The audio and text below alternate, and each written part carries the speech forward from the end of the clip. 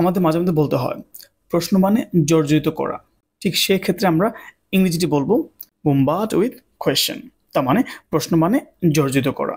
ঠিক সেক্ষেত্রে আমরা একটি এক্সাম্পল দেখতে পারি, an illegal businessman was bombarded with questions, তার মানে একজন অসৎ ব্যবসায়ীকে বা অবৈধ ব্যবসায়ীকে প্রশ্ন মানে জর্জরিত করা হয়েছিল।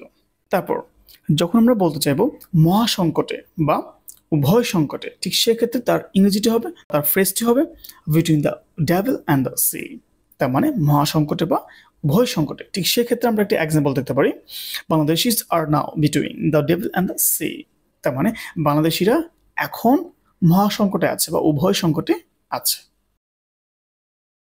যখন আপনি বলতে চাইবেন সুচিন্তিত ঠান্ডা মাথার অপরাধ, ঠিক সেক্ষেত্রে ফ্রেজটি হবে ক্রাইম ইন কোল্ড ব্লাড, তার মানে সুচিন্তিত ঠান্ডা মাথার অপরাধ।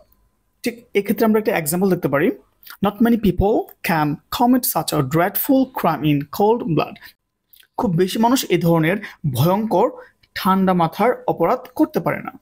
তারপর কাম টু টার্মস, তার মানে আপোষ করা, ঠিক সেক্ষেত্রে আমরা বলতে পারি the two groups could not then come to terms, তার মানে তখন দুইটা দল আপোষ করেনি বা আপোষ হয়নি।